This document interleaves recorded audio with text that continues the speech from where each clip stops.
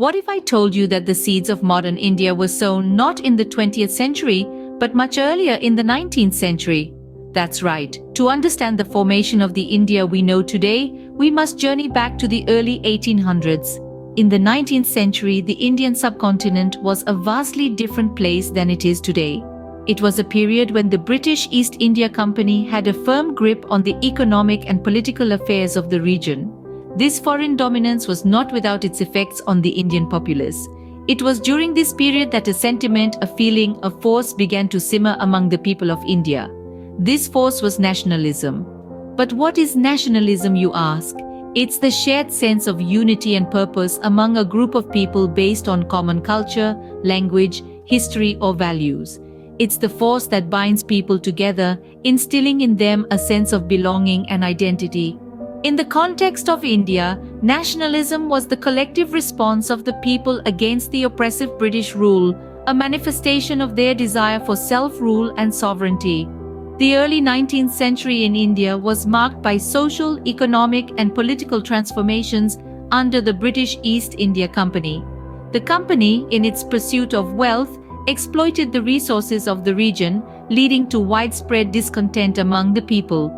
The imposition of alien customs, laws, and systems further alienated the Indian populace, fueling the fire of nationalism.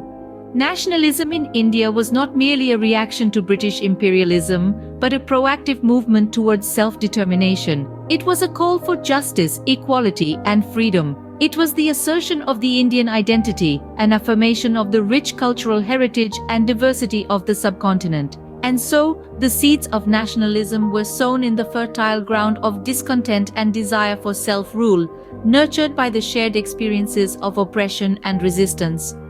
The 19th century was indeed a turning point in India's history, a period of awakening and transformation. It's clear then that the 19th century was a turning point in India's history, setting the stage for a wave of nationalism that would change the country forever. The 19th century was not just about the birth of Indian nationalism, but also about the rise of regional movements. But what sparked these movements? Let's dive into the heartlands of India and unearth the stirring stories of regional movements that bloomed in Bengal, Maharashtra, and Punjab. These movements, fueled by cultural and linguistic pride, played a pivotal role in shaping the broader nationalist sentiment. In Bengal, at the forefront of colonial rule, the regional movement was a vibrant blend of intellectual and cultural resurgence.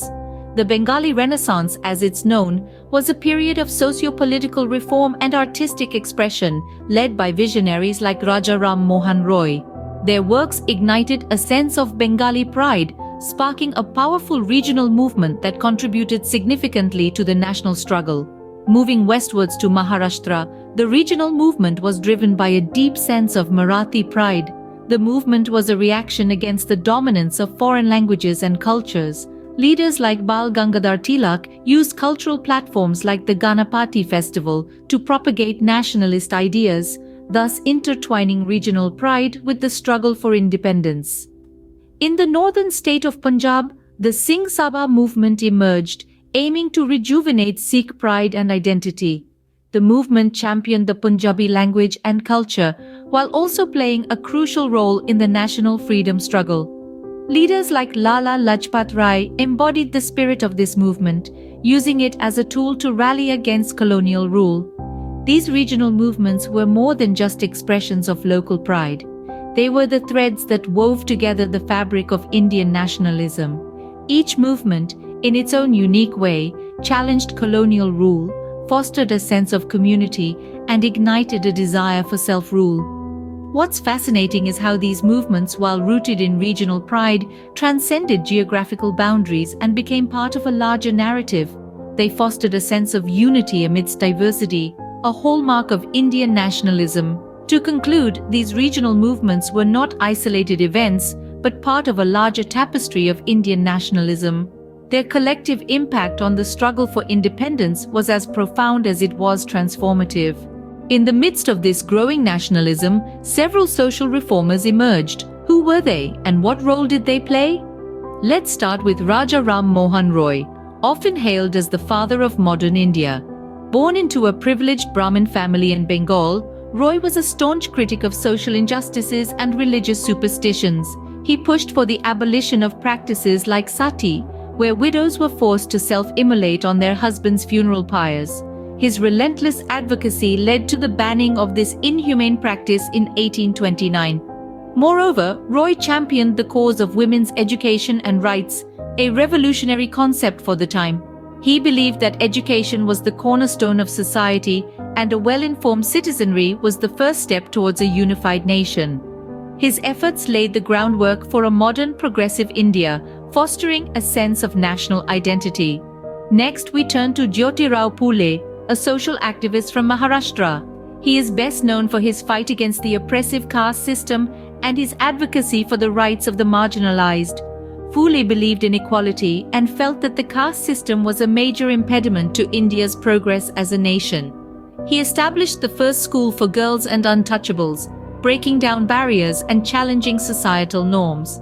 Phule's work was instrumental in promoting education and equality, which in turn fostered a sense of national unity.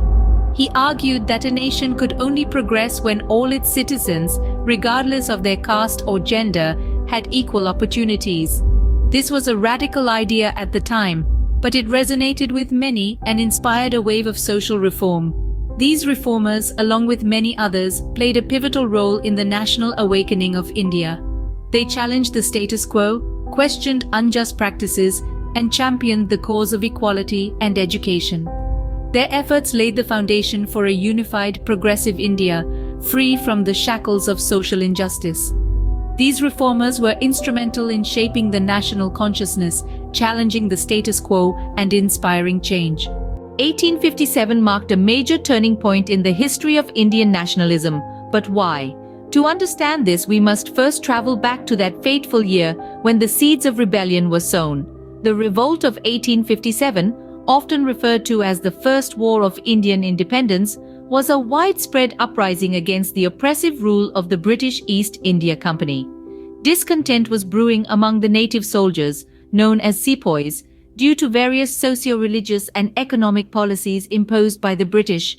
The final spark was the introduction of the new Enfield rifle, which required the use of cartridges allegedly greased with cow and pig fat, offending both Hindu and Muslim sepoys. What followed was a fierce and bloody rebellion that spread across northern and central India.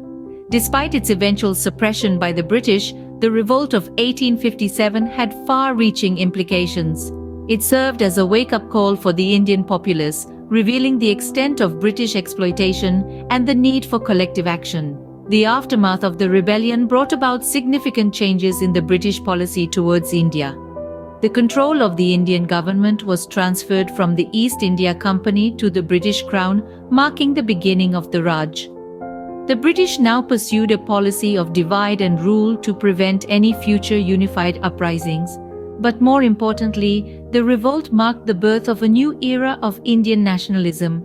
It sowed the seeds of unity among diverse Indian communities who fought together against a common enemy. The rebellion served as a catalyst for the growth of nationalist sentiment, inspiring a generation of freedom fighters and social reformers. In less than 3 decades after the rebellion, the Indian National Congress was established in 1885.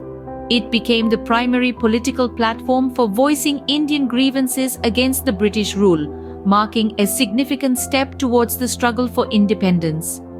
The events of 1857 were a watershed moment, sparking a renewed sense of national unity and resistance against British rule. The rebellion may have been crushed, but the flame it ignited continued to burn brightly, fueling the fire of India's struggle for freedom. The nationalism that emerged in the 19th century laid the foundation for India's struggle for independence. But what is its legacy today? The legacy of 19th century nationalism in India is far-reaching and multifaceted, having left an indelible mark on the country's political, social, and cultural landscapes. One of the most significant impacts of this period was the creation of a unified Indian identity. This was a time when various regional movements came together, transcending linguistic, religious, and cultural differences to fight against colonial rule. The concept of a singular Indian identity, despite the country's immense diversity, was born out of this unity.